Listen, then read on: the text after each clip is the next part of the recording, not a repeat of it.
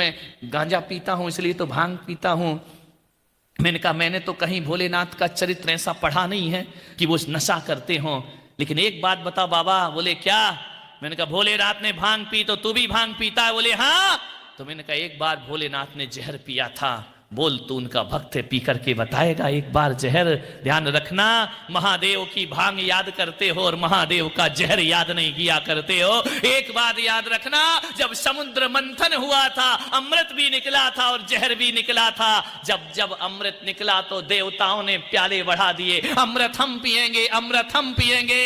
कोई अमृत हर कोई ने अमृत पिया, जब जहर निकला सबके प्याले पीछे हो गए। ध्यान रखना, ऐसा वैदिक कथाओं में लिखा हुआ है, सबके प्याले पीछे हो गए। क्यों पूछा ये जहर कौन पिएगा वरना सृष्टि नष्ट हो जाएगी। जब सब पीछे हो गए तो शिव जी ने कहा लाओ मैं जहर पिया करता हूं, दुनिया के लिए हम जहर पिया करते हैं। शिव ने जहर पिया और नीलकंठ हो जाया करते हैं। ध्यान रखिए, मैं पुलक सागर कहता हूं, अरे जो अमृत पीते हैं वो देव कहलाते हैं और जो जहर पीता है वो महादेव कहलाया करते हैं। ध्यान रखिए, उन्होंने जहर पिया। ध्यान रखना, पियो, बनो भोलेनाथ के भक्त, पियो जहर। ध्यान रखना, और ऐसे शराबियों को तो बहुत जल्दी पी लेना चाहिए, ये जहर आपके लिए बना हुआ है। मान्यवर आपसे निवेदन है मेरा, ऐसे ऐसे तर्क देते हो अपनी कमजोरियों को छुपाने के लिए। मान्यवर एक संत थे, उन्होंने एक शहर में शराब पे बहुत अच्छा प्रवचन किया। समाज के लोग बहुत खुश हुए कि संत जी आपने बहुत अच्छा व्यसन पे बोले। लेकिन प्रवचन के बाद मालूम है क्या घटना घटी? पंडाल के बाहर एक शराबी कीचड़ में शराब पी के पड़ा है। अरे लोगों ने कहा महाराज उधर तुम प्रवचन कर रहे, वहां शराबी डला है। संत ने कहा मैं क्या कर सकता हूं। पंचों ने पता किया कि देखो तो कौन है, सत्संग के बाहर शराब पी के पड़ा। मालूम है जब लोगों को पता पड़ा तो पंचों के तो सर बाल उड़ गए, उन्होंने तो कान खड़े हो गए। मालूम है वो कौन था? उस संत का भाई था। अरे पंचों ने कहा बाबा जी या तो ऐसे प्रवचन बंद करो या इस भाई को यहां लिटाना बंद करो, ये पड़ा रहता क्या असर होगा? शराब समाज में हम क्या मुंह दिखाएंगे कि संत शराब पे प्रवचन करते हैं और भाई शराब पी के वहां पड़ा रहता है। संत ने कहा कोई बात नहीं, कोई बात नहीं, चिंता नहीं। नहीं, समाज ने कहा कल से या तो प्रवचन बंद होगा या शराबी आना बंद होगा। संत ने कहा नहीं, वो भी आएगा और प्रवचन भी होगा। बोले ऐसे कैसे हो सकता है? आप अपने घर के भाई को नहीं सुधार पाए, दुनिया को सुधारने का काम कर रहे हैं, ये क्या मतलब है आपके संत बनने का? संत ने कहा चिंता मत करो, देखते हैं कल आता है कि नहीं आता है। कल प्रवचन हुआ, शराबी फिर वहीं पड़ा पी करके। संत से कहा भाई संत जी बहुत इज्जत खराब हो रही है समाज की, आप बंद करो ये प्रवचन। संत ने कहा नहीं, वो शराब पी के पड़ा है और मैं मानता हूं कि मेरा भाई है, लेकिन एक बात याद रखना, जो काम मैं कर रहा हूं वही काम वो कर रहा है। अरे लोगों ने कहा कि तुम भी पीते हो क्या बाबा जी? बोले नहीं मैं पीता नहीं हूं, लेकिन प्रवचन वो भी कर रहा, प्रवचन मैं भी कर रहा हूं। नांदगांव वाले एक बात ध्यान रखना, संत ने कहा कि मैं लोगों को बोल बोल के सुधारता हूं, मैं लोगों को बता बता के सुधार रहा हूं और वो लोगों को दिखा दिखा के सुधार रहा है। ध्यान रखना, मैं थ्योरी हूं, वो प्रैक्टिकल है। वो कह रहा देखो शराब पियोगे तो जिंदगी में ये दशा हो जा, वो प्रैक्टिकल है, वो प्रैक्टिकल दिखा रहा। एक शराब पीना वाला भाई नाली के किनारे पड़ा रहता है और प्रवचन करने वाला भाई सिंहासन पर जाकर बैठ उपदेश।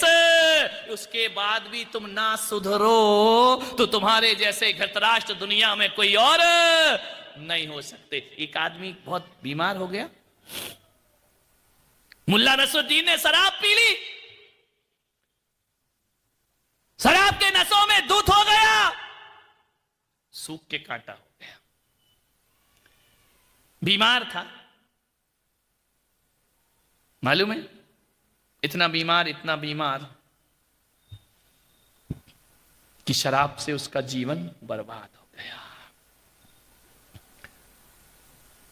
मान्यवर एक आग्रह बड़ी विनम्रता से कर रहा हूं, जीवन को इतना पवित्र बनाना, जब गंदे मंदिर में, जब गंदे स्थान पर तुम बैठना पसंद नहीं करते हो तो गंदे मंदिर में भगवान बैठना कैसे पसंद करेगा?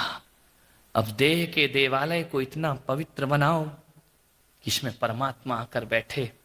वैदिक परंपरा में कहा कि विष्णु जी क्षीर सागर में लेटे हुए हैं, शेष नाग की सैया पर। ध्यान रखना। पूछा गया कि इसका मतलब क्या है, तो बोले इसका मतलब यही है, जो अपने हृदय को क्षीर सागर जैसा पवित्र बना लेता है वहां परमात्मा आकर विश्राम किया करते हैं। ध्यान रखिए, जो अपने मन को क्षीर सागर सा पवित्र बना लेगा भगवान उसमें विश्राम किया करते हैं। मालूम है, माता के 16 स्वप्न में क्षीर सागर आता है। भगवान कभी गर्भ में नहीं आए, लेकिन 16 स्वप्न में क्षीर सागर है। वह क्षीर सागर आकर माता के चित्त को पवित्र कर दिया करता है। स्वप्न का फल होता है कि उसके घर में कोई तीर्थंकर जैसी आत्मा आ जाती है। शराब के नशों में, मसाले में, गुटके में यदि मन को अपवित्र करोगे, कोई भी परमात्मा तुम्हारे हृदय में आने वाला मंदिर में होगा, लेकिन मन में भगवान आने वाला नहीं है। एक निवेदन है, एक जगह पार्टी हो रही थी। डायोजनीज एक विदेशी फिलॉसफर है, वह भारत आया और उसके स्वागत में विदेश से शराब मंगाई गई। उसका पैमाना भरा, डायोजनीज ने देखा शराब का पैमाना, फेंक दिया। भारतीय लोगों ने सोचा यार कुछ कचरा मचरा आ गया होगा। दूसरा पैमाना भरा, उसने देखा, फेंक दिया। तीसरा पैमाना भरा, उसने देखा, फेंक दिया।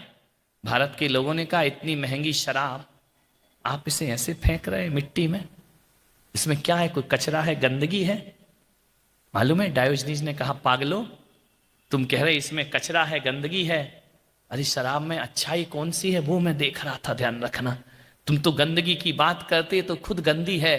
तो बोले आपको नहीं पीना तो मत पियो, मिट्टी में क्यों मिला रहे हो? मालूम है, भारत के लोगों से उस डायोजनीज जैसे फिलॉसफर ने कहा कि इसे मिट्टी में मिलाना बहुत जरूरी है। यदि इसे मैंने मिट्टी में नहीं मिलाया तो एक दिन ये पूरे हिंदुस्तान को मिट्टी में मिलाकर रख देगी।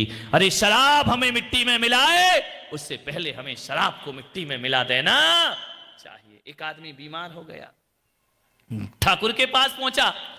ठाकुर साहब मैं बहुत बीमार हूं। ठाकुर ने कहा इलाज करा ले। बोले सब करा लिया? सब करा लिया? बोले हाँ। टेस्ट करा ले? सब हो गए, ब्लड टेस्ट हो गए, सारी जांच हो गई, बीमारी जाती नहीं है। तो ठाकुर ने मालूम है क्या कहा? ठाकुर ने कहा एक काम कर। बोले क्या? बोले दारू पी ले। तो बोले दारू पीने से ठीक हो जाऊंगा? बोले क्यों नहीं हो जाएगा? बोले ठाकुर साहब आप भी कैसी बातें करते हो, जिंदगी में मैंने शराब को हाथ नहीं लगाया और आप कह रहे शराब पी ले तेरी बीमारी चली जाएगी। ठाकुर ने कहा बिल्कुल गारंटी से तेरी बीमारी चली जाएगी। बोले चली जाएगी, कैसे गारंटी ले रहे हो? ठाकुर ने कहा मुझे देख, मुझे देख। जब दारू पीने से मेरी ठकुराई चली गई तो मूर्ख तेरी दो कौड़ी की बीमारी नहीं जाएगी? अरे पी ले दारू, बीमारी भी जाएगी और तू भी दुनिया से चला जाएगा। ध्यान रखना, हरियाणा में शराब पे पाबंदी लगी, 6 महीने बाद सरकार को हटाना पड़ी। क्या करें, सरकार भी क्या करे, पीने वालों की जमात लगी हुई है। ध्यान रखना, जैसे ही बंद करते शराब और महंगी हो जाया करती है, ब्लैक में बिकना प्रारंभ हो जाया करती है। गुजरात में शराब पाबंदी है, ब्लैक में बिका करती है। ध्यान रखना, क्या करे सरकार। नमस्कार, मैं सोनू सूद ला रहा हूं कैस्ट्रॉल CRB टर्बोमैक्स, प्रगति की पाठशाला आपकी पीने वालों की जमात लगी है। मालूम है, हरियाणा में पाबंदी लगी, महिलाओं ने आंदोलन छेड़ दिया, सड़कों पे उतर आई महिलाएं, डंडे लेकर उतर आई, सब शराब की दुकानें तोड़ दी, शराब की बोतलें तोड़ दी। वहां के मुख्यमंत्री को शराब पर पाबंदी लगाना पड़ी। 6 महीने बाद पाबंदी हटाना पड़ी। क्या कर सकते हैं? बोले क्यों? बोले जो बाहर से बिक रही थी वो पीछे से बिकने लगी है। धनो दिन ब्लैक में शराब बिकने, कमाई हो गई दारू के ठेकेदारों की। मालूम है, 2 बैठे थे शराबी, उनने कहा यार जब से शराब पे पाबंदी लगी है तब से मन ही नहीं लगता है, क्या करें, अपन काम क्या करें। शराबी थे, बोले करें क्या? बोले यार एक महिलाओं का सत्यानाश हो जाए, इन्होंने हमारी शराब बंद करा दी है, अब जिए तो कैसे जिए। तो मालूम है दूसरा शराबी कहता अब क्या करेगा बेटा, सरकार ने पाबंदी लगा दी है, राम राम बोल, भगवान का राम का नाम ले, और क्या कर सकते हैं। बोले यार बहुत कोशिश करता हूं। बोले क्यों? बोले जब भी बोलता हूं राम राम, मुंह से रम ही रम निकलता है, राम तो निकलता ही नहीं, जिसने जिंदगी भर हराम की खाई वो राम का क्या जाने। ध्यान रखना, मान्यवर, सोचना है, विचार करना है।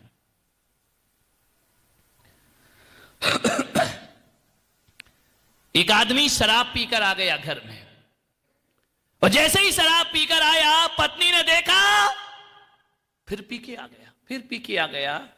पत्नी ने कहा, क्यों रे, तूने शराब क्यों पी? अंदर नहीं घुसने दूंगी, शराब क्यों पी?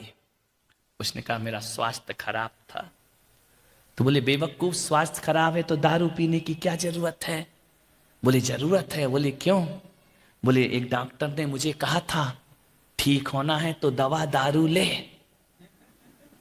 समझ गए क्या? तो बोले, दवाई तो मैं मेडिकल से ले आया, और उसने बाद में कहा था दारू ले, तो मैंने दारू भी पी ली।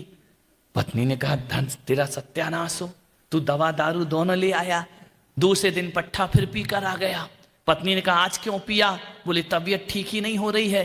तो बोले, मेडिकल डॉक्टर के पास गया था, उसने कहा था दवा दारू ले ले। तो बोले, आज पी के क्यों आया? बोले, आज आयुर्वेदिक के पास गया था, आयुर्वेदाचार्य के पास। तो बोले, क्या हुआ? बोले, उसने कह दिया आज वाइन ले।